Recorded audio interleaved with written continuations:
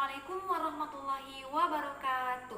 Hai guys, jadi kali ini perkenalkan nama saya Nurul Fitra. Saya mahasiswi Institut Agama Islam IAIN Parepare. Pada kali ini saya akan melakukan tes wawancara di kota Pinrang atau kota yang sering kita sebut dengan kota Bakalolona Sawito. Jadi saya akan melakukan tes wawancara pada narasumber saya dengan tema tradisi yang masih bisa dikatakan marak dilakukan di kota Pinrang, yaitu tradisi Mapano.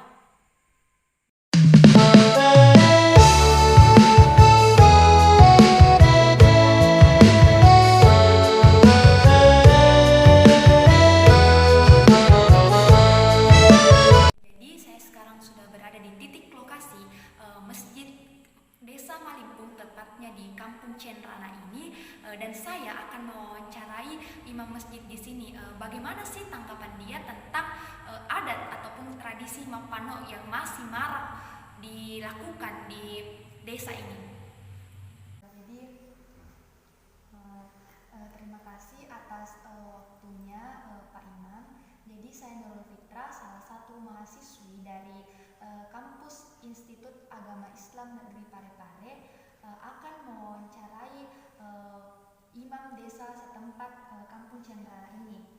Jadi pertanyaan saya, bagaimana menurut pandangan Bapak tentang budaya ataupun adat istiadat yang masih diterapkan oleh masyarakat setempat di daerah sini, yaitu Mapano? Itu pekerjaan itu artinya bid'ah besar, namun kita tidak bisa melarang seseorang itu dengan secara langsung. Jadi salah satu jalan untuk memahamkan mereka itu yaitu melalui jalan pengajian, yaitu jadi kalau kita mau tegur secara pribadi kan tidak enak ya. Nah, gitu. Karena itu kan adatnya Hindu, budayanya Hindu. Itu kita mau pano itu untuk apa sebenarnya? Untuk apa? Itu kita tidak tahu seluk-beluknya dari mana. Nah itu nanti di akhirat itu tuntut menuntut. Perbuatan itu kan artinya harus berlandaskan daripada ajaran-ajaran syariat Islam. Ya, kalau seperti itu kan dari nenek-nenek moyangnya itu yang tidak berpendidikan tentang agamanya, maka dikiranya baik maka dilaksanakan, padahal itu bertentangan dengan agama. Gitu. Jadi sebenarnya kira-kira apa tujuan orang melaksanakan Mapano tersebut? Kira-kira secara garis besar menurut mereka apa tujuan mereka melaksanakannya? Yaitu memuja-muji sebentuk jin lah, atau bagi mereka yang melaksanakan itu katanya sejenis buaya. Dan mustahil manusia itu berenakan binatang. Iya. Makanya itu kita harus berpikir secara logika. Ya. Karena yang tujuannya mereka itu katanya ada anak saya berbentuk buaya begini, itu tidak ada dalam agama itu. Manusia tidak melarikan binatang gitu. Yang kamu sembah-sembah itu berupa jin. Nah begini, jin itu apabila kita menyajikan sesuatu untuk mereka, nah otomatis mereka mengenal kita. Dan apabila kita hentikan pekerjaan itu, maka jin tersebut akan menagih. Nah, begitulah ceritanya. Jadi mereka memahami bahwa sesuatu penyakit menimpa mereka datangnya daripada tidak mengerjakan yang namanya Mapano. Itu sangat besar itu. Karena segala sesuatu penyakit datangnya dari Allah Subhanahu wa taala. Dan segala kesembuhan itu dari Allah Subhanahu wa taala juga. Nah itu dengan cara kita sholat, berdoa, kita berikhtiar untuk berobat gitu. Ya, bukan dengan cara gitu. yaitu Mapano itu sebenarnya banyak sekali di kalangan kita orang-orang Bugis ini, bukan saya menentangnya, tapi agama yang menentang. Seandainya secara pribadi saya menentang, bisa dibilang wah itu orang terlalu apa ya. Tapi ini agama yang menentang. Masa kamu beragama Islam lalu mengerjakan ya di luar daripada garis-garis syariat? Itu kan tidak baik. Itu. Jadi segala sesuatu perbuatan itu kata Allah akan dipertanggungjawabkan di hari kemudian. Nah, termasuk pekerjaan Mapano ini, siapa yang mereka sajikan untuk siapa mereka sajikan itu. Kita sebagai pegawai syarat pun mau baca itu nggak tahu baca apa bacanya, ya. Ya paling kalau saya disuruh itu secara otomatis ya pribadi saya larikan ke baca syukuran wala gitu, daripada kita baca begitu kan, itu di luar daripada Islam, ajaran-ajaran Islam. Jadi menurut Pak Imam sendiri, kan tradisi ini harus dihentikan, Ya. tidak boleh dilestarikan. Jadi menurut Bapak apa yang harus dimiliki oleh generasi sekarang agar tidak meneruskan adat yang bisa dikatakan tidak benar ini? Ya. Apa yang harus dilakukan oleh generasi selanjutnya untuk tidak meneruskan adat istiadat ini? Ya, generasi lanjut yang melanjutkan generasi kita ini yang akan datang, mereka itu orang-orang yang terpelajar, tidak sama dengan orang-orang tua-tua kita dulu. Ya, kalau orang-orang tua kita dulu kan apa yang dilihat yang dikerjakan oleh generasi muda, umumnya yang kaum Islam, muslimin dan muslimat, untuk perbuatan itu supaya kita berpikir secara logika. Jadi maksudnya untuk mengerjakan perbuatan Mapano itu sebenarnya apa? Itu kita membaca itu kitab-kitab itu tidak ada disinggung tentang itu. Malahan itu adalah syirik sebenarnya. Syirik karena menyekutukan, ada yang lebih dibanggakan daripada Allah. Itu yang dibanggakan itu Allah, bukan jenis makhluk-makhluk yang seperti sesembahan mereka. Itu tidak bisa. Jadi generasi muda itu harus membuat suatu majelis lah, suatu perkumpulan yang membahas tentang ini dan mengikat orang-orang yang bisa lah, artinya para guru-guru, pemerintah juga harus terkait dengan ini.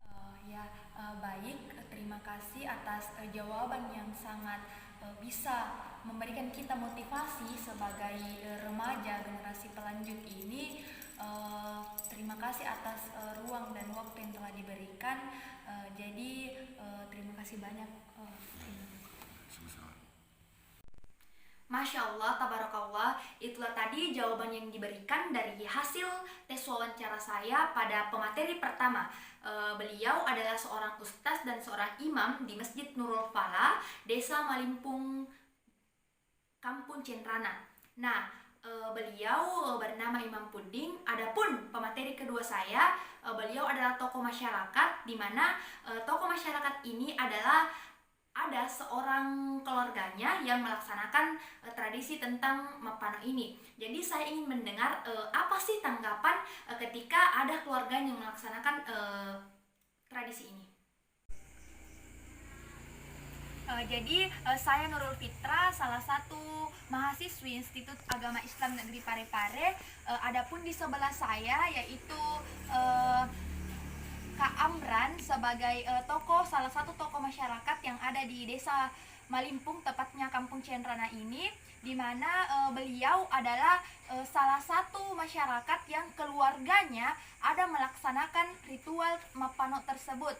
Jadi untuk mempersingkat waktu, langsung saja pertanyaan saya adalah bagaimana sih pandangan ataupun pendapat kakak tentang keluarga kakak yang melaksanakan adat Mapano tersebut? Jadi begini, adat atau ritual Mapano pada dasarnya adalah melanggar ketentuan dari agama syariat kita, yaitu umat muslim. Akan tetapi tetua-tetua kita atau nenek-nenek moyang kita terdahulu sudah mengatakan bahwa itu adalah adat yang tidak bisa dihilangkan. Tetapi seiring berkembangnya zaman, maka adat tersebut bisa kita kikis dan kita berikan penjelasan lebih detail bahwa perbuatan tersebut pada dasarnya adalah di luar dari ketentuan atau ajaran agama Islam kita sebagai muslim.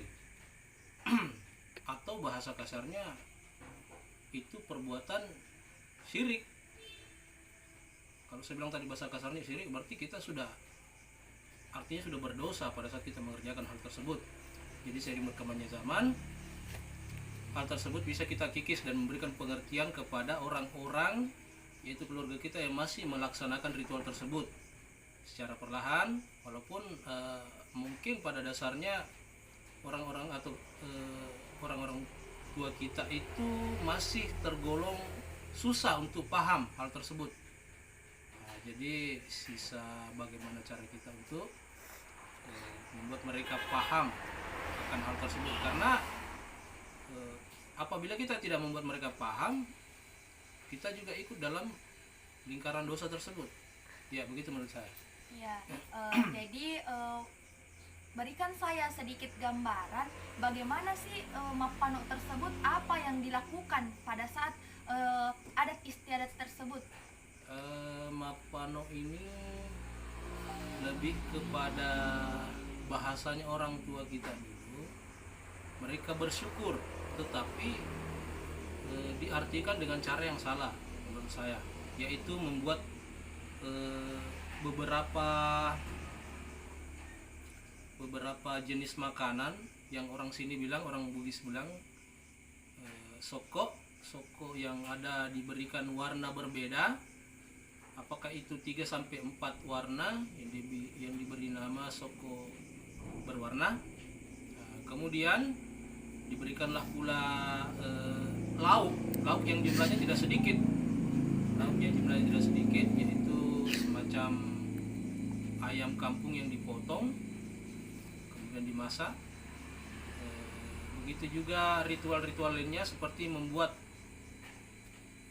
wadah yang kalau kita orang Bugis ini lebih kepada balasoji namanya. Wadah itulah yang ditempati nantinya untuk simpan makanan tersebut dalam jumlah yang besar, cukup besar. Bagi saya jumlahnya cukup besar, karena kalau seandainya dihidangkan bisa sampai puluhan orang bisa makan. Akan tetapi soko tersebut dengan lauknya itu tidak langsung disajikan untuk dimakan. Dia lebih kepada ritualnya itu diturunkan ke sungai, seperti bahasanya itu Mapano, berarti diturunkan ke sungai, di istilahnya kita supaya dia hanyut, maka kasarnya itu menurut orang tua kita itu hanyut, dan saudara-saudaranya atau keluarganya yang menyerupai mirip hewan, binatang yang sejenis buaya begitu, yang mereka percaya bahwa buaya tersebut adalah keluarganya mereka terdahulu, akan tetapi tidak berupa seperti kita ini manusia. Nah, begitu. Jadi menurut saya kakak ini termasuk pihak kontra dalam hal ini. Ya, kalau kita berbicara kontra, pemahaman kita harus kontra. Kenapa? Karena itu sudah menyimpang dari ajaran kita, sudah menyimpang. Artinya kalau kita sudah ikut itu berarti sudah salah bagi saya. Ya. Nah, sekarang pertanyaan terakhir, apa saran ataupun apa masukan yang kakak berikan kepada kami sebagai generasi penerus bangsa ini agar tidak melanjutkan ataupun tidak meneruskan adat istiadat yang masih marak terjadi di desa kita ini?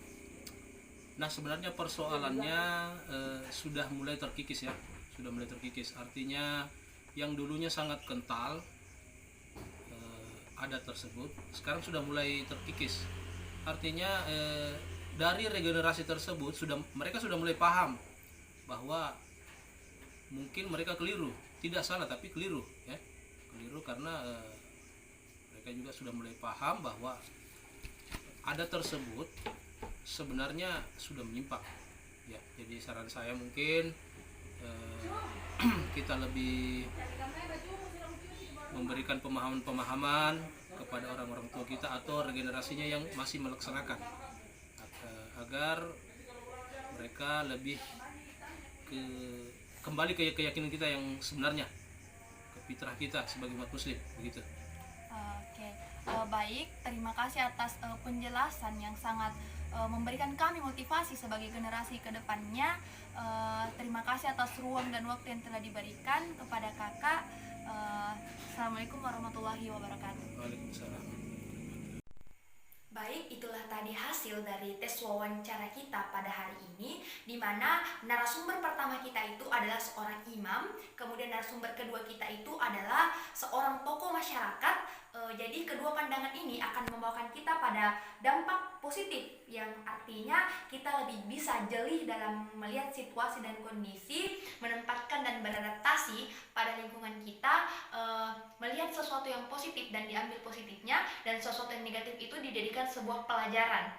Jadi saya rasa kedua narasumber kita pada hari ini memberikan kita banyak motivasi sebagai remaja tentunya, agar kita dapat meneruskan adat-adat yang baik yang sesuai dengan syariat Islam, dan bisa dikatakan memperindah adat-adat sebelumnya yang bisa dibilang kurang sesuai dengan syariat Islam. Sekian dan terima kasih. Saya Nurul Fitra. Assalamualaikum warahmatullahi wabarakatuh.